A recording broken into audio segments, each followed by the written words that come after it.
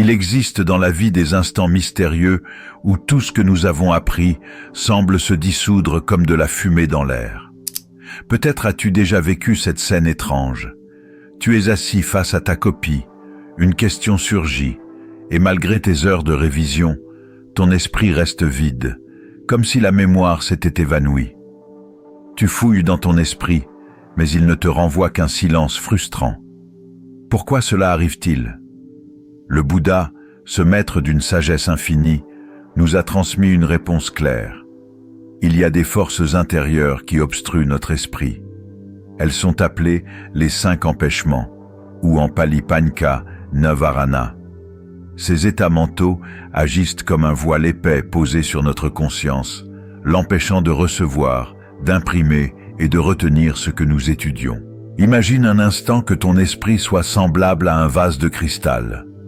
Lorsque ce vase est pur, limpide et vide, il reflète parfaitement la lumière et peut accueillir toute l'eau qu'on y verse. Mais s'il est couvert de poussière, rempli de sable ou colmaté par de la boue, il ne pourra rien recevoir ni refléter quoi que ce soit. C'est ainsi que fonctionnent les empêchements. Ils obscurcissent notre esprit, le ferment, et tout ce que nous tentons d'apprendre se perd dans cette opacité. Le premier de ces obstacles est le désir sensuel, Kamachanda.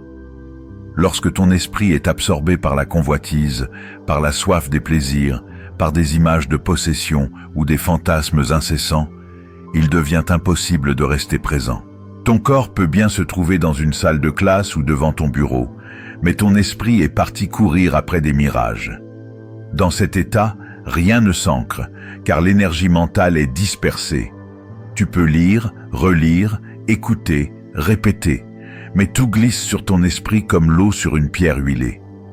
C'est pourquoi le Bouddha enseignait que ce désir est un puissant poison de la concentration et de la mémoire.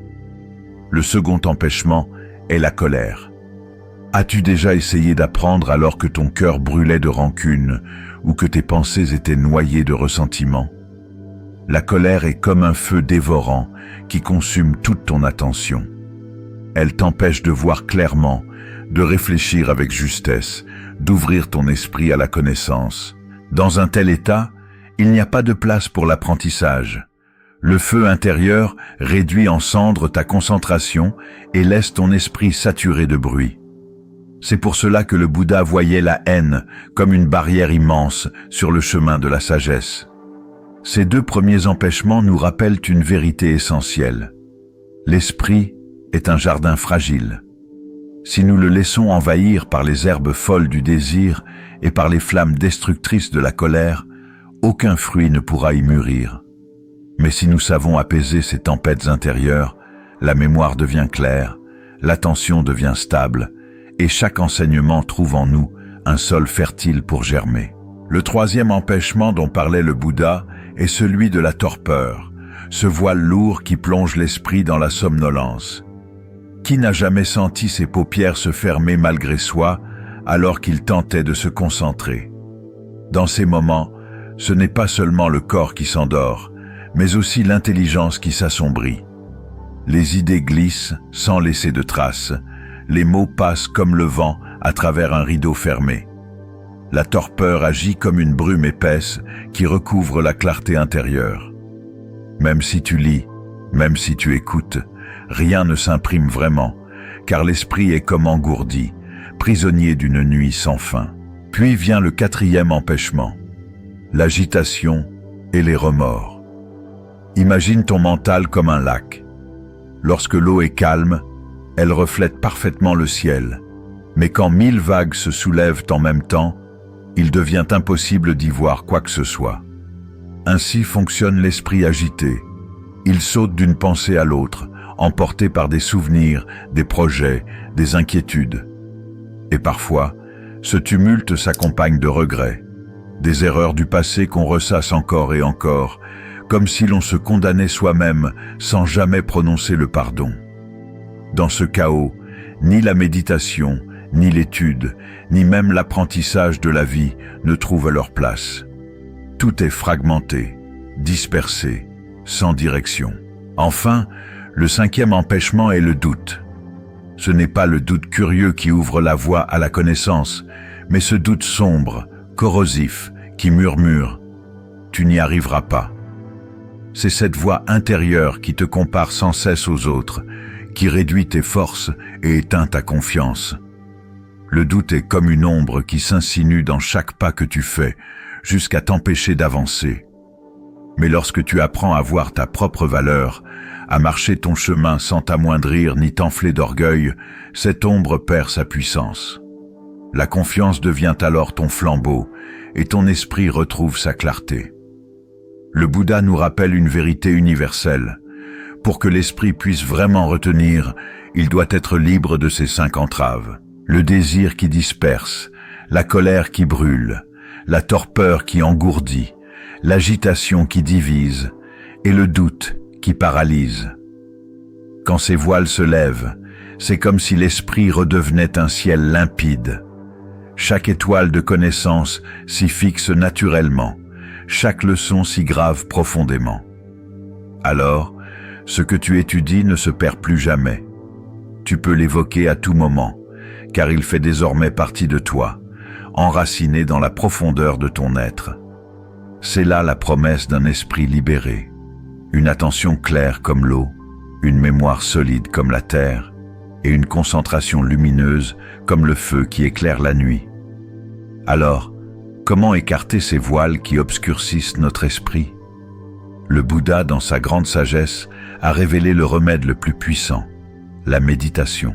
Elle est à la fois un baume pour l'âme et une lumière pour l'esprit. C'est en apprenant à calmer les vagues intérieures que nous retrouvons la clarté, la concentration et la force de mémoriser. Pourtant, dans notre monde d'aujourd'hui, cette pratique est souvent négligée. Les jeunes générations, bercées par la vitesse et l'agitation, oublient l'art simple de s'asseoir en silence. Mais la vérité est universelle. Peu importe ton âge, ton rôle ou ta condition, chacun de nous a besoin d'un espace de paix intérieure. Et la porte qui y mène, c'est la méditation. Tu n'as pas besoin de longues heures pour commencer. Quelques minutes suffisent pour transformer ton état intérieur. Le matin, à ton réveil, avant même que la journée ne t'emporte dans son tourbillon, prends 5 minutes pour t'asseoir. Ferme les yeux. Respire lentement. Observe le souffle entrer et sortir, comme le flux et le reflux des vagues sur le rivage. Ce simple geste réinstalle ton esprit dans l'instant présent et lui redonne sa clarté. Il existe aussi une autre forme de méditation, tout aussi puissante, celle de la bienveillance. Elle consiste à cultiver en toi des pensées d'amour, de gratitude et de bonté.